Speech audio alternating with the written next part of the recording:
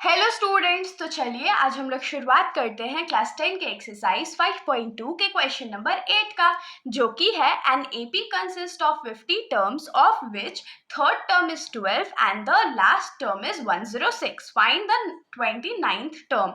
इस क्वेश्चन में हम लोगों को क्या बोला गया है कि एक एपी है जिसके पास टोटल नंबर ऑफ टर्म्स कितने हैं, तो 50 टर्म्स है, मतलब एन का जो वैल्यू है वो 50 है। ठीक है, इतना हम लोगों को समझ में आ गया। अब आगे क्या बोला गया है कि इसी एपी का थर्ड टर्म जो है, मतलब A3 का जो वैल्यू है वो 12 है, और जो लास्ट टर्म है, लास्ट टर्म मतलब जो सबसे आखिर में आएगा, 50 टर्म्स था तो आखिर में क्या आएगा, A50 आएगा, वो टर्म कौन सा है, तो 106 है। अब इतना इंफॉर्मेशन हम लोगों को दे दिया गया है और उसके बाद बोला गया है कि हम लोगों को 29th टर्म को फाइंड करके बताना है। तो क्वेश्चन बहुत डिफिकल्ट नहीं है, एकदम इजी सा क्वेश्चन है, जैसा हमने पिछले बार क्वेश्चन सॉल्व किया था। लास्ट क्वेश्चन जो क्वेश्चन नंबर 7 था, एकदम सेम मेथड से सॉल्व होगा। चलिए हम लोग लिखते हैं नंबर ऑफ टर्म्स, पहले लिख लेते हैं नंबर ऑफ टर्म्स। कितना नंबर ऑफ टर्म्स है, तो 50 है। तो अब हम लोगों को क्या गिवन वैल्यू है कि गिवन है हम लोगों को A3 का वैल्यू, A3 मतलब थर्ड टर्म हो गया, तो कितना वैल्यू गिवन है, 12, और लास्ट टर्म का वैल्यू गिवन है, तो लास्ट को L से लिख लेते हैं, और लास्ट टर्म हम लोगों को पता है A50 होगा क्योंकि 50 टर्म्स थे, इज इक्वल्स टू क्या हो जाएगा, 106।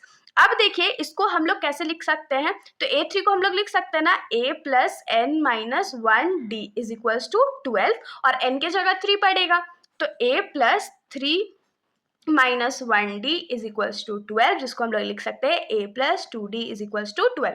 अगर आप लोग चाहो तो direct A plus 2D is equals to 12 लिख सकते हो, क्योंकि जिन्होंने मेरे साथ ये चैप्टर एकदम शुरू से पढ़ा है उन लोगों को तो पता है कि हम लोग इसको डायरेक्टली भी लिख सकते हैं।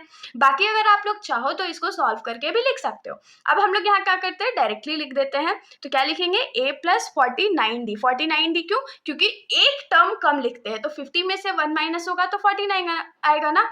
आप लोग इसमें भी चेक कर सकते हो, n की जगह वहां 50 है, तो 50 माइनस 1 49, तो यहाँ क्या बचता, 49D ही बचता, इज इक्वल्स टू 106 आ गया। अब हम लोग क्या करते हैं, यहाँ से a का वैल्यू निकालते हैं, तो a का वैल्यू क्या आएगा, 12 माइनस 2D। 2D जो इस साइड प्लस में था इधर जाके माइनस हो गया। अब हम लोग लिखेंगे यहाँ पर put a is equals to 12 minus 2D। तो a की जगह क्या लिखने वाले हैं, 12 minus 2D plus 49D is equals to 106, यही हो जाएगा। अब जो 12 इधर प्लस में है उधर जाके माइनस हो जाएगा, तो 106 माइनस 12, और 49 में से 2 माइनस करिए तो कितना बचेगा, 47D। अब तो यहाँ पर जब हम लोग 106 में 12 माइनस करेंगे तो क्या बचेगा, 6 में से 2 गया तो 4, और 10 में से 1 जाएगा तो 9, तो 94 हो गया यहाँ 47D। तो D इज इक्वल्स टू क्या हो जाएगा, 94 डिवाइडेड बाई 47, तो 47 1 जा 47, 47 2 जा 94, 2 से मल्टीप्लाई हो जाएगा, तो यहाँ पर D का जो वैल्यू है वो कितना आ जाएगा, तो 2 आ जाएगा।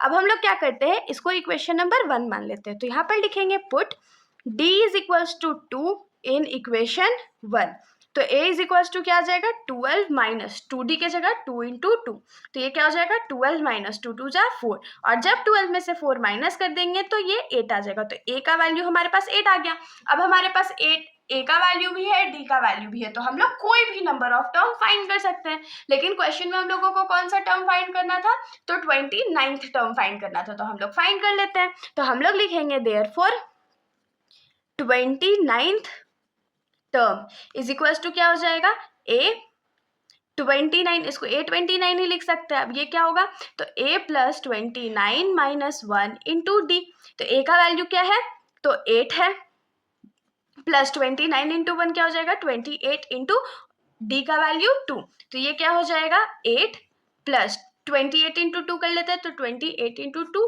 8 2 जा 16, बाकी हाथ में रहा 1 2 2 जा 4 1 5, तो 56। अब 56 में 8 ऐड करिए तो कितना हो जाएगा, 64, तो यही हमारा रिक्वायर्ड आंसर था।